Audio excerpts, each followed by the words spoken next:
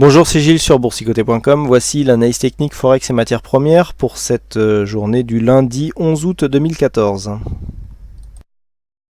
Nous commençons par la paire de devises euro-dollar qui tente à confirmer ici la sortie de cette zone d'évolution baissière, puisque suite à la rupture donc de cette zone de résistance oblique, eh bien, les cours donc viennent marquer un contact relativement puissant avec la bande de Bollinger supérieure. On vient inscrire ici un point haut et puis on revient ici consolider. On revient consolider sur une zone qui était déjà identifiée comme zone majeure, donc 1,3382. On vient chercher ici la moyenne mobile 20 exponentielle sur une phase de consolidation signalée par les indicateurs comme zone de support. Donc pour l'instant, on est sur le chemin d'un retournement de tendance court terme, puisqu'on sort ici d'une dynamique baissière et on commence donc à marquer des signes d'un retournement en vue d'une dynamique haussière. Toutefois, cette dynamique devra être confirmée. Il faudrait casser un point haut significatif. Ce point haut significatif se situe à 1,3445.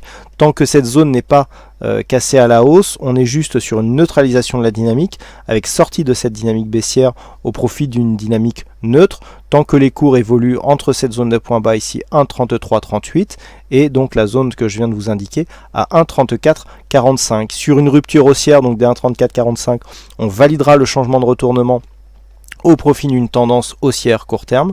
Par contre, tant que l'on reste ici dans cette zone avec la zone de point bas ici sur zone de support et la zone de point haut comme zone de résistance, neutralisation avec une possibilité de consolidation horizontale. Par contre, sur une rupture ici des 1,3339, eh bien il y aurait poursuite du mouvement baissier qui serait signalé. Pas grand chose à dire aujourd'hui sur le dollar yen. Depuis l'ouverture hebdomadaire, on n'a pas réellement bougé. Alors toutefois, par rapport au mouvement qui est actuellement en cours, on est bienvenu ici effectivement marquer un point haut. On a consolidé dans un premier temps et puis il y a une rupture du retracement des 38,2% avec contact sur le 61,8. On est revenu chercher le 38,2 en zone de résistance et on a cassé ce 61,8. Actuellement, donc, on est ici sur un flux baissier dont l'objectif se situe à 101,09 yens pour 1 dollar. Actuellement, donc, le mouvement court terme ici, suite à un rebond technique initié vendredi, se consolide ici sur cette zone horizontale des 102,13 et qui plus est se trouve jumelée avec la moyenne mobile 20 exponentielle.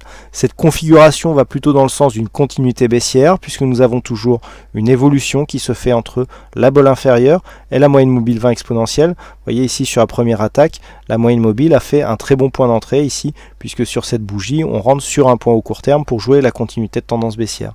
On est dans la même configuration aujourd'hui, donc tant que l'on ne revient pas ici marquer un contact avec la bolle supérieure, la tendance est toujours confirmée plutôt vers une continuité baissière qui sera validée sur une rupture des 101,50. Niveau d'invalidation donc par rapport à cette tendance baissière, eh bien c'est tout simplement ce point haut significatif qui se situe à 102,46. Et enfin sur le gold, eh bien on est ici dans une phase de neutralisation. Alors une configuration assez intéressante puisque nous étions donc sur une phase baissière. Il y a ici une phase de sortie donc relativement techniquement très nette, puisqu'on casse ici sur une accélération. On vient chercher une zone horizontale que l'on casse à la hausse. On vient chercher la zone immédiatement après qui était déjà un point haut significatif ici lors de cette phase de baisse, la zone ici est 1322. Et puis on revient chercher la moyenne mobile 20 exponentielle. Donc pour l'instant, du point de vue moyen terme, on est sur une neutralisation ici de ce mouvement baissier, mais qui se fait sans retournement, puisque le point haut significatif, alors on a cassé ce premier point, mais il faudrait vraiment valider une cassure de ce second point pour impulser une nouvelle dynamique haussière. Toutefois, cela semble plutôt bien parti, puisque suite à cette accélération, la phase de consolidation vient ici bien marquer une zone de support sur la moyenne mobile 20 exponentielle. On valorise ce signal par la présence des indicateurs qui ne descendent pas énormément.